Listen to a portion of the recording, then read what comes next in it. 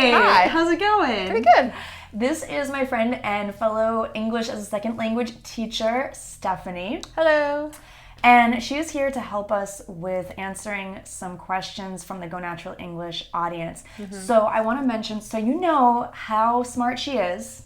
Well, how smart both of us are. I mean, we have masters in teaching English as a second language, and over 10 years of experience, each of us. So together, you're getting 20 plus years Lots of of English teaching experience. Yeah. And Stephanie has a master's in African studies, so she knows about culture and stuff. Yeah.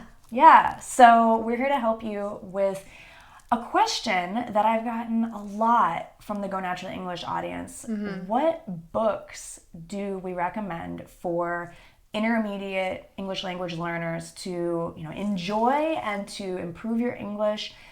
We each have a book recommendation. Yeah. So if you're ready, we can share them with you. Just before we share them, I want to tell you that if you want a free sample of a Go Natural English video course, you can come to gonaturalenglish.com/7steps. So the number 7, STEPS. Yeah. It's a great way to learn more and see if Go Natural English is right for you. Yeah, check it out. Yeah. It's great. So, okay, Stephanie, what's one of your favorite recommended books for an English learner, the intermediate or higher level? Yeah, definitely. This is a little more advanced book, but it's not super difficult. The name of the book is Me Before You by Jojo Moyes. Moyes is the last name. And the book title is Me Before You. It's actually going to be coming out in a film soon, so that's kind of exciting. I always love reading books first and before then I watch watching the movie. Yeah. But it is, this author, Jojo Moyes, has really captured the female experience. She has these characters that I just fall in love with, like from page 1. Like there's some kind of challenge that this woman has to overcome. She's maybe, got some issues in her life with her family or, financial issues or something, and she has to overcome them. And then, of course, there's a love story. Oh, it's so sweet. And she meets this guy that she, has this relationship with, but it's kind of like a slow, coming. And it keeps you interested in reading, very right? interested, And the characters are just so well written, and I just fell in love with all the characters, and I highly recommend that author. All of her books are excellent, but Me Before You is great. Yeah, it's great when you find a book that you can get into, that you enjoy, and you can't wait to go back to reading it. I and love that. It'll really help your English too if you're reading a little bit every day. That's so important for your English fluency, is if you can find, 15 minutes out of your day to read in English, and be an active reader. Don't look up every word. Right. But, look up some words, keep a little notebook next to you, jot down ideas, questions. You can improve your English a lot. Yeah, I like that idea of being an active reader. That's really important to think about, because if you're just reading and not actually picking up new vocabulary, I mean, it's still good. It's still good that you're reading, but you can enrich your experience. You can improve faster if you're being an active reader. So taking notes, like you said, writing down new words, or maybe writing down questions you have about the book. Right. So there's so much you can do with books. I could go on and on. We were talking in another episode, actually, for the Go Natural English podcast, which, if you didn't know, there's a Go Natural English podcast if you prefer to listen, or if you want to have some additional Go Natural English in your life.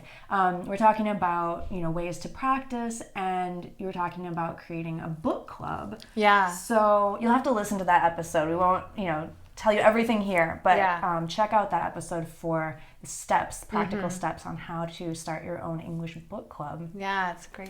So speaking of taking, 15 minutes or 30 minutes or however long, even 10 minutes is good, of time to read every day. The book that I want to recommend talks about doing that. Exactly. Oh, cool. It's called The Miracle Morning by Hal Elrod. And I love this book. It's a very practical, motivational guide that encourages us to wake up early and take a little bit of time, even if it's just 10 minutes, to do I think it's 5 or 6 different things. Let me see if I can remember. To meditate, to visualize the things that you want in your life. So you could visualize what it would be like to be fluent in English. To say some affirmations to yourself. So for example, I am a great fluent English speaker. Yeah, something you really want in your life. Exactly. Right? Yeah. Exercise. Did I say visualizations? I did. Yeah. And reading. So I think that's 5 things. So reading is a really important part of that. That's Totally. interesting. Yeah. Yeah. No, reading is so important for developing yourself, your thoughts. Yeah. And it can change your life. I mean, I agree. I love reading. I don't always do it every day, but when I do read, I feel so good. I feel good too. Yeah. I like to end my day actually with reading. Nice. I don't have a lot of time in the morning to read, but I like before I go to bed to, really like calm my mind. And, I think there's studies actually that show that if you can read before you go to bed, you're much more likely to sleep better instead of being on your phone. Oh, yeah. Like that addiction to like checking your social media every time before you go to bed. I don't recommend reading on your phone. I mean, if you have to, you have to. Right. But it keeps you awake. There's some kind of stimulation. And it's distracting because you look at other things at the same time. Right? Yeah. So if you have a real book or maybe like a reader, like a Kindle or something, I like using that. I mean, you could use your whatever iPad, iPhone, or other devices. That's fine. But just stay focused. Yeah. Just stay focused. It'll be way more relaxing. Sometimes I feel like, I don't have time to read, but you know what I do is I set a timer for that's 10 minutes. Good. And Yeah. it actually feels a lot longer than 10 minutes. So especially if you're not used to reading in English, if you never read in English, if you rarely read in English, set a timer. Start with 5 minutes. And That's then good advice. every day you could add a minute. Yeah. And then you'll just see, it's easy. And also you can increase your speed. Totally. Which a lot of, English language learners need to do because they have to take tests. Oh my gosh. Or they have to go to university. They have to be able to increase their speed. Oh my gosh. We've both worked with a lot of aspiring TOEFL or IELTS test takers. Yes. We could talk about that a lot. Right.